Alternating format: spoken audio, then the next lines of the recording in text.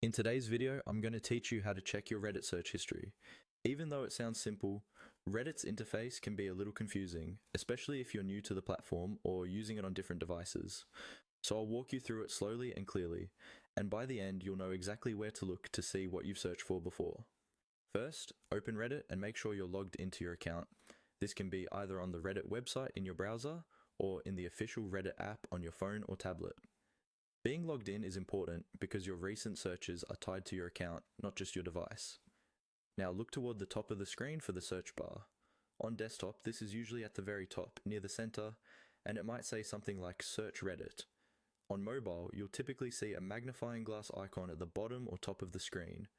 That icon is the shortcut to the search feature. Go ahead and click or tap on the search bar or the magnifying glass icon. As soon as you do that, Reddit will open the search field and, in most cases, show you a list of your recent searches underneath. These are the terms you've looked up before, such as specific subreddits, usernames, or topics. If you don't immediately see your search history, try tapping once more inside the search field to make sure it's active. Often, Reddit hides the recent searches until you focus on that box. Once it's active, you should see a drop-down or a small panel that lists your previous search queries.